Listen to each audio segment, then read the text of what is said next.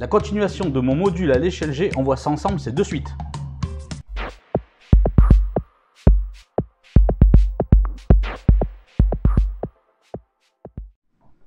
Bonjour et bienvenue dans l'EF Modélisme, votre chaîne qui vous parle de modélisme. Aujourd'hui, on se voit ensemble pour tout simplement voir la continuation, les nouveautés, l'élaboration de mon module avec le pont viaduc de mon futur réseau modulaire à l'échelle G. Souvenez-vous, il y a quelques temps, j'avais fait la pratique et la construction d'un petit caisson modulaire de 60 sur 40.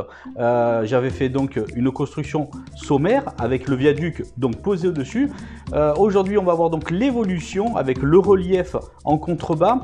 J'ai écouté beaucoup de vos commentaires, etc., etc. Je pense que je vais me tourner vers une belle rivière qui passe en dessous du viaduc, tout simplement. Parce que l'échelle G, ça prend beaucoup de place et que si je devais faire un mixte, on va dire, avec une petite route de montagne et un petit contrebas avec une petite rivière, ça risque de prendre beaucoup de place. J'ai eu aussi une proposition de faire une voie en dessous de train qui passe, qui croise donc en dessous, qui est une très très bonne idée, mais au vu de la hauteur et d'un wagon, tout simplement, l'échelle G, ça risque d'être très très short au niveau avec le viaduc et le pont. Donc je pense que je vais me diriger par une belle rivière qui passe en dessous. On va donc essayer de faire quelque chose de très très joli. Aujourd'hui, on va essayer donc de vous montrer le dénivelé, donc les petites montagnes qui vont redescendre sur la rivière. On va voir ça ensemble, vieillir un petit peu le pont, lui donner un aspect donc moins neuf, bien entendu. Et bien moi, en tout cas, je vous propose de venir suivre donc la construction un petit peu avec moi. C'est parti. Allez, on se voit de suite sur la table. Ciao, ciao.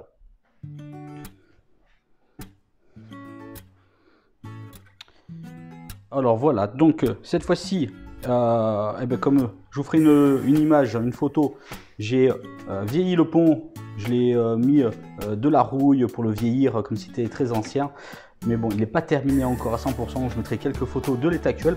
Sinon, j'ai découpé pour commencer la grosse plaque polystyrène mousse de longueur qui vont aller en dessous, que je découpe bien pour ici.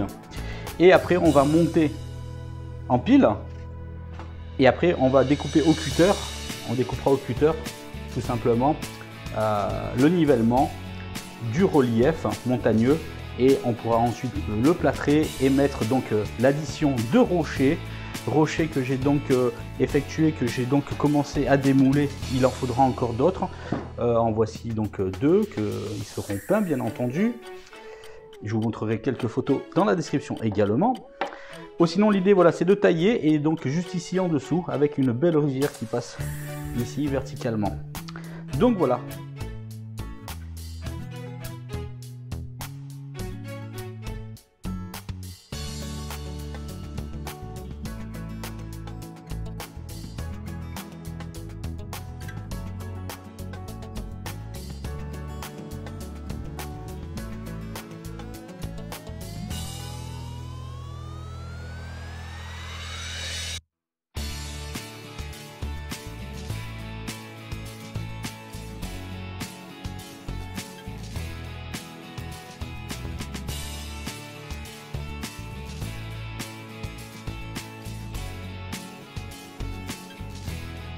Voilà, la pose donc de notre relief en polystyrène mousse est donc détaillée à présent et placée à l'aide donc d'un cutter.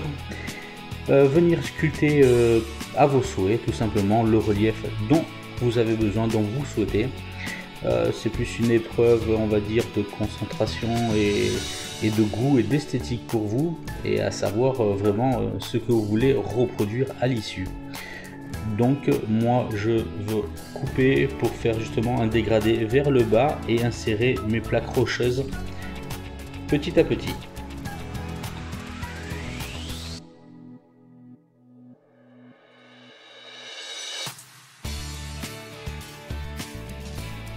Je n'oublie pas surtout de cisailler la portion du milieu pour effectuer donc justement le flot et le ruissellement donc de la rivière future, et le dénivelé donc de part et d'autre pour donner un petit peu plus donc de part et d'autre, soit de volume d'eau ou soit un peu moindre tout simplement.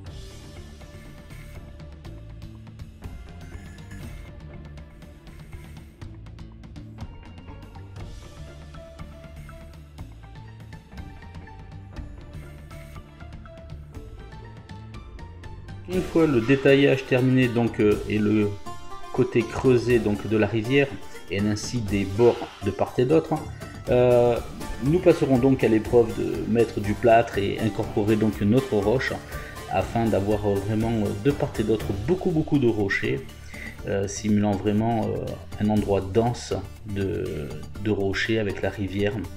Voilà donc les premiers posés donc de plâtre, hein, donc plâtre de Paris tout simplement, où est-ce que je vais tout bonnement bien napper le fond pour donner donc l'imperméabilité en même temps et additionner les rochers que j'ai coulés et fait sécher. Je vais donc tout simplement garnir les côtés sans oublier d'en mettre un petit peu en dessous pour que ça prenne bien tout simplement pour le séchage. Et vous verrez par la suite, je viendrai agrémenter à l'aide d'un pinceau également.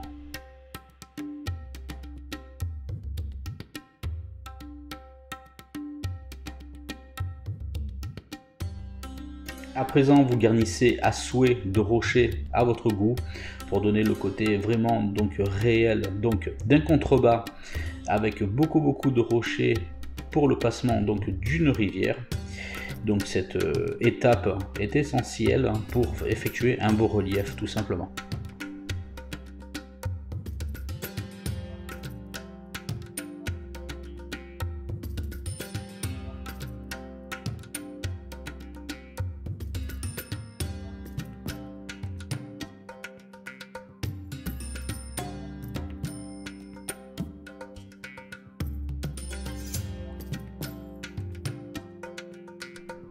Voilà, à présent à l'aide d'un pinceau, je viens donc humidifier donc tout simplement avec un petit peu d'eau pour bien lisser les jointures autour de mes rochers où est-ce que j'ai positionné donc le plâtre de Paris.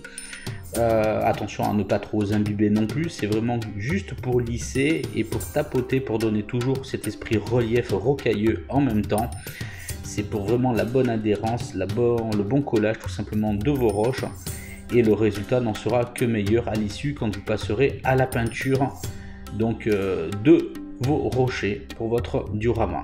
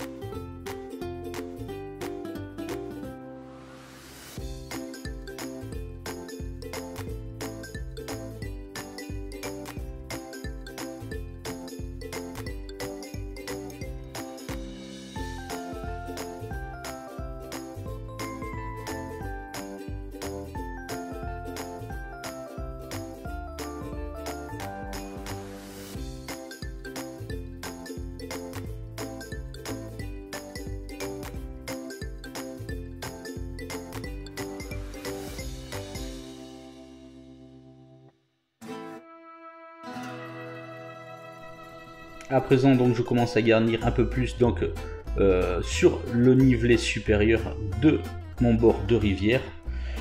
Il y aura donc de la roche qui ira donc jusqu'en dessous du tablier de pont.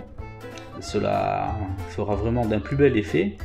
Dans cette vidéo bien entendu je ne terminerai pas complètement, c'est juste pour vous montrer la face avant qui est bien avancée à présent. Vous vous doutez bien que sur une vidéo c'est super long, donc c'est surtout pour vous montrer que vous pouvez vous également, si vous êtes novice, faire et entamer ces démarches là si vous n'avez aucune connaissance. Comme vous pouvez le voir, ce n'est pas très compliqué, il suffit vraiment de suivre un petit peu les étapes et on passera la prochaine fois à voir à comment faire pour justement donner de la couleur à notre roche et donner un petit peu de la vie avec quelques arbustes, etc. Mais pour l'heure, voilà, donc je vous présenterai que la face avant, là pour l'instant, de l'évolution sur le relief rocailleux tout simplement, et on verra par la suite dans une prochaine vidéo.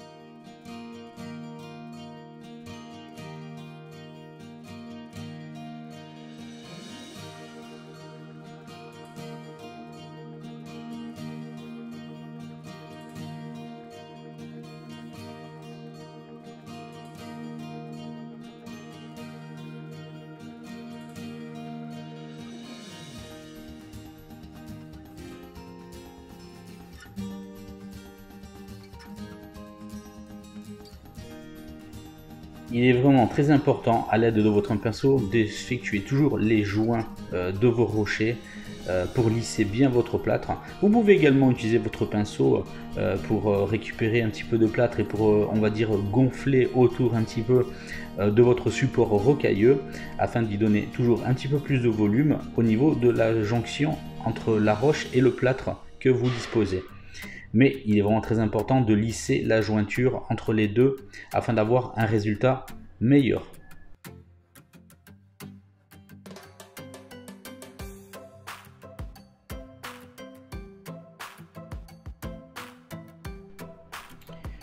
On commence à laisser découvrir vraiment les formes de roche, l'aspect rocailleux et vraiment le milieu où circulera donc notre rivière. Donc voilà, n'hésitez pas à commenter, n'hésitez pas à partager donc vos impressions. Dites-moi quelles sont vos techniques que vous employez. Est-ce que vous utilisez à peu près la même technique ou dites-moi qu'est-ce que vous en pensez. Et vous qui êtes peut-être novice débutant, est-ce que vous allez justement entreprendre de faire par ce même procédé, vous qui hésitez justement à vous lancer dans la construction peut-être d'un diorama pour les constructions fastidieuses et que vous n'avez aucune expérience. Mais comme vous pouvez le voir, c'est accessible à présent.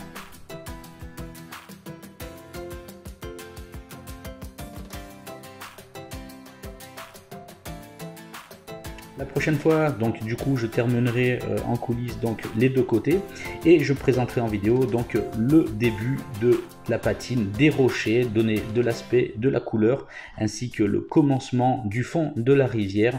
Ce sera donc prochainement sur ce diorama, sur ce premier module de mon prochain réseau modulaire à l'échelle G. N'hésitez pas à commenter et me dire ce que vous en pensez.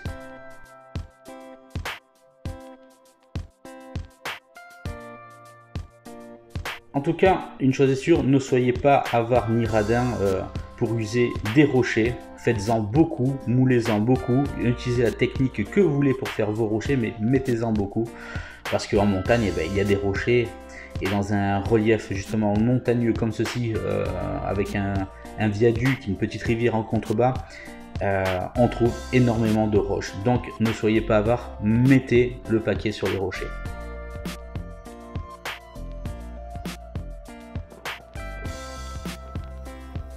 Je vous ai dit que je vous montrerai un petit peu par rapport au pont que je l'ai un petit peu donc patiné, vieilli et effet de rouille. Voici donc une photo.